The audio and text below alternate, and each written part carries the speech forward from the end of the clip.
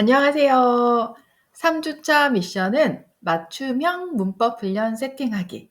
우리 학원에 딱 맞는 오답 노트랑 문제 은행을 세팅해 볼 거예요. 자, 그러면 저희가 오답 노트랑 문제 은행 세팅하는 것을 알려드리기 전에 퀴즈를 한번 내볼 거예요. 다음 중 가장 어려운 문제는 당연하게 연습 문제 A, B, 서술형 실전이면 난이도가 밑으로 갈수록 어렵겠죠. 하지만 요런 유닛에 대한 난이도는 어떻게 생각하세요? 주격 관계대명사, 목적격 관계대명사, 명사절, 지시대명사 이런 것 중 가장 어려운 문제는 어떤 문제일까요? 제가 이런 생각을 하게 된 이유는 사실 클래스카드 문법 훈련을 이제 사용하면서 할 때는 되게 좋은데 아이들이 돌아서면 잊어먹고 돌아서면 잊어먹고 뭐 이런 걸 제가 봤어요. 그래서 '아 이게 좀 공부가 되고 있는 건가? 자꾸 이렇게 잊어먹으면 어떻게 하라는 거지?' 그래서 이런 좀 고민이 되면서 '클래스카드 문법 훈련으로 과연 심화 훈련까지 가능한가?' 이런 고민을 한 적이 있었어요. 그러다가 제가 인제 발견하게 된 건데 이 퀴즈랑 연관이 있어요. 어떤 문제가 어렵고 '나는 어디까지 이 학생들에게 문법을 가르칠 수 있을까?' 고민을 했는데 아이들에게 가장 어려운 문제는요. 이런 유닛의 문제가 아니었던 것 같아요. 아이들에게 가장 어려운 문제는 오답 노트와 문제 은행의 문제입니다. 그러니까 실제로 오답 노트랑 문제 은행의 문제가 별다른 문제가 아니고요. 클래스카드 문법 훈련에 이미 다 탑재되어 있는 문제들이에요. 그런데 오답 노트 같은 경우는 본인이 틀려서 그런 것도 있지만 여기 보세요. 그 순서대로 풀다가도 틀렸는데 그걸 한 달 뒤에 뭐 2달 뒤에 자기가 틀린 문제를 다시 딱 만나잖아요. 그러면 아이들이 다시 틀리는 경우가 되게 많은 것 같았어요. 그리고 문제은행 같은 경우도 이게 그 유닛대로 풀 때는 다 풀었거든요. 개념톡부터 다 풀어서 그 문제를 맞췄더라도 제가 그 한 개 유닛이 아니라 몇 개 유닛을 섞어요. 그리고 문제 순서도 섞어요. 이렇게 해서 문제은행을 내주면 아무리 숙제로 하고 수업 시간 했던 문제들도 되게 많이 틀리는 경우가 많아요. 근데 이게 그 문제은의 장점이 뭐냐면은 그 한 개 유닛만 내는 게 아니라 순서대로 내는 게 아니라 여러 가지 유닛을 섞을 수가 있고 문제를 셔플할 수가 있거든요. 그래서 이게 지난번에는 맞았지만 오늘은 또 틀릴 수가 있는 그런 걸 제가 발견하게 되었어요. 그래서 아이들의 제 고민은 그거였잖아요. 할 때는 다 했는데 분명히 공부 다 했는데 돌아서면 잊어먹고, 돌아서면 잊어먹고 '이 학생들의 실력을 어떻게 올릴 수가 있을까?'라는 고민을 했었고 저는 그 답을 오답 노트랑 문제 은행으로 찾았어요. 자 그래서 제가 문제 은행부터 좀 다시 오답 노트부터 좀 설명을 드릴게요. 오답 노트는 클래스에서 오답 노트 인쇄를 선택을 하시면 돼요. 그러면 아이들이 그동안 풀었던 오답들이 다 정렬이 되어 있는데요. 오답의 그 유닛을 선택을 하실 수가 있어요. 그래서 그 날짜별로도 선택을 하실 수가 있고 유닛별로도 선택을 하실 수가 있어요. 그리고 오답의 범위도 내가 최종만 나오게 할 거냐 아니면 누적해서 나오게 할 거냐 이렇게 범위를 선택을 하실 수가 있습니다. 그래서 여기 인쇄를 누르면 이제 출력이 되는 거죠. 요렇게 해서 오답 노트를 준비해서 여기 다시 보여드릴게요, 영상으로. 제가 학생별로 선택한 게 아니라 저는 유닛을 선택을 했고요. 그러면 이 학생의 틀렸던 유닛별로 문제가 솔징이 되고 오답의 범위는 최종으로 선택을 해서 이렇게 인쇄를 했습니다. 자, 그러면 이렇게 해서 오답 노트를 뭐 한 달에 한 번이든 두 달에 한 번이든 준비해 놓잖아요. 그래서 풀리면 아이들도 이거 틀렸던 거를 다시 풀어야 되니까 그냥 그 틀린 대로 풀더라고요. 이렇게 잔소리 안 하고 군말 없이 자기가 틀린 거는 다시 푸는 모습을 보여주고요. 요런 것 인제 보여드리면 학부모님들도 굉장히 만족도가 높으세요. '아 학원에서 엄청 관리해 주는구나.' 그래서 여러분들 오답 노트 꼭 이렇게 출력해서 아이들 풀려보는 거 한번 해 보시기를 정말 추천을 드리고요.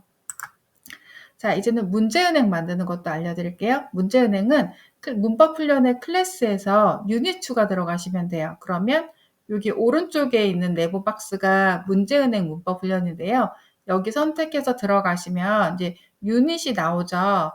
본인이 희망하는 유닛을 선택을 하고 여기 목차에 유닛을 선택을 해서 몇 문제씩 넣을지 문항수도 정하시면 돼요. 뭐 5개씩 넣을지 10개씩 넣을지 문항수를 선택을 하시고 그리고 유닛명을 적고 저는 꼭 여기 문항 순서를 무작위 순서로 해요. 이게 셔플되는 거거든요. 그래서 무작위 순서로 해야지 이게 순서대로 하지 않는 게 이게 포인트. 어차피 문제은행은 셔플은 되는데 그래도 저는 어쨌든 문제은행은 한 번 더 이렇게 섞어놔요. 그래서 이 유닛별로 나오지 않고 예를 들면 비동사의 현재형, 비동사의 과거형 이렇게 유닛별로 나오는 게 아니라 무작위 순서로 나오게 한번 섞어주는 거. 이렇게 해야지 아이들이 좀 헷갈리거든요. 그래서 똑같은 문제인데 순서를 섞고 유닛을 섞으면 난이도가 올라갑니다. 자, 다시 보여드릴게요. 클래스에서 유닛 추가 들어가시고요. 그런 후에 문제은행을 선택을 해주세요. 여기 목차에서 내가 필요한 목차를 선택을 하시고요. 시제 파트 선택을 했어요. 그러면 그 중에 유닛 현재 시제 연습 문제 A 하고 문항수 5개 그리고 과거 시제도 선택을 할게요. 연습 문제에서 그냥 A 파트에서 5개 미래 시제도 연습 문제 A에서 5개 저는 그냥 이렇게 임의를 선택을 했고요. 유닛 이름은 시제 뭐 이렇게 했어요. 그리고 무작위 순서로 섞고 미리 보기를 하시면 여기 문제가 뜨거든요. 그래서 원하면 그대로 넣고 여기 빨간 X 보이죠? X를 누르면 꼭 그 문제는 사라져요. 이렇게 문제를 선택을 하실 수가 있고요. 만들어졌어요. 그럼 얘를 여기 보이시죠? 시제 파트 바닥에 보이는 거 얘를 온라인으로도 볼 수가 있고 그 시험지로 출력도 하실 수가 있어요. 자, 요거 보시면 아까 만들었던 문제은행인데요. 온라인으로 하실 수도 있고 그 다음에 요거 인쇄 보이시죠? 인쇄도 하실 수 있는 거예요. 정답지까지 같이 인쇄가 됩니다. 그래서 요거를 이제 문제를 언제 쓰냐면 시험 기간에 쓰거든요. 그리고 평소에 복습할 때도 쓰기 되게 좋은 것 같아요. 이게 이제 온라인으로 푸는 거, 아까 만들었던 건데 온라인으로는 이렇게 아이들이 풀 수가 있어서 이거는 되게 빨리 푼다는 거, 한 20문제 만들면 금방 풀고요. 또 프린트해서도 할 수가 있어요.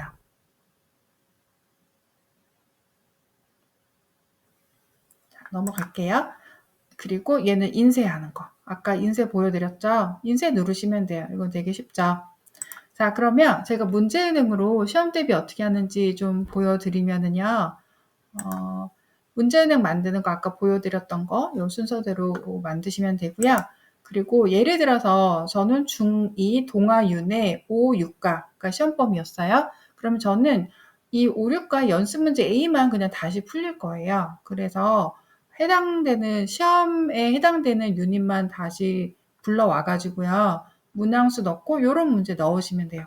요렇게 해서 아이들에게 시험 전에 문법은 다 풀었지만 그래도 한번 이렇게 그 기본적인 거 돌릴 때 있죠. 내신이 그렇게 어렵게 나오진 않거든요. 그래서 연습 문제 A나 연습 문제 B로도 충분히 연습이 되죠.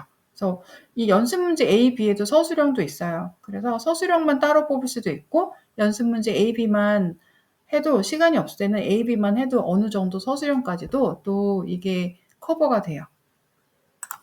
자, 그리고 요거는 아까 말씀 서술형. 똑같은 시험 범위인데 나는 이번에 각 유닛에 5문항씩 그냥 서술형 뽑겠어 하면은 이렇게 하고 서술형만 고르시면 되거든요. 그렇게 해서 이렇게 문제를 뽑아서 서술형 연습을 또 별도로 시킬 수가 있습니다. 물론 저희가 뭐 백발백중도 하고 이그잼도 하고 여러 가지 하는데요. 이렇게 해놓으면은 좀 기초 문제를 연습시키기에 좀 효율적인 것 같아요. 자, 그리고 이제 관계대명사 이런 거 시험 볼 때 중3들 이런 거 특히 좀 좋은 게 뭐냐면은 관계대명사 뭐 이런 거 풀 때는 다 알았거든요. 근데 이게 시험 범위에 하나만 놓고 볼 때는 이렇게 플로우대로 개념떡부터 쭉쭉쭉 풀기 때문에 이때는 다 맞추는데 관계대명사 대시나 뭐 목적격, 주격 이런 거 다 섞는 거예요. 지시대명사 대시랑 이런 걸 다 섞어서 순서를 다 섞어서 문제를 내면 요거 어법 문제로도 활용하실 수가 있어요. 그렇게 해서 아이들이 실제로 문법 훈련을 개념떡부터 연습 문제 A, B 뭐 서술형 풀면은 그렇게 어렵지 않은데 제가 계속 강조하는 거는 유닛을 섞어라. 단계를 다 섞어라. 이렇게 섞어서 문제를 내주면 이거는 그렇게 쉽지 않습니다. 그래서 문제은행 장점 한번 다시 정리를 해드리면 문제은행으로는 내신 대비도 할 수 있고요. 어느 정도 레벨 테스트까지도 만들어 놓을 수 있거든요. 어차피 문법으로 레벨 테스트 보는 경우가 되게 많잖아요. 그래서 제가 원하는 이런 항목들 이 아이가 잘 이해하고 있는지 레벨 테스트까지 준비해 놓을 수 있고 그리고 시험 기간에도 별도로 또 풀릴 수도 있고 시험지로 출력할 수도 있고 온라인도 할 수도 있고 하니까 되게 좀 필요한 항목이거든요. 그래서 이거 문법 훈련 사용하시면서 오답 노트랑 문제은행을 꼭 한번 사용해 보시기를 적극 추천드릴게요. 자, 이렇게 해서 3주차 미션이 완료가 되었을까요? 저는 이제 3주차 미션을 다 설명을 드렸습니다. 저희가 오답 노트랑 문제은행까지 알아보았는데요. 여러분들이 학원에서 여러분의 학생들에게 꼭 맞는 오답 노트, 문제은행 만들어서 한번 활용해 보시고요. 그리고 그 내용들을 톡방에 캡처해서 인증해 주시면 다 같이 보면서 공유하면 좋을 것 같아요. 자, 그러면 오늘도 여기까지. 여러분 감사합니다.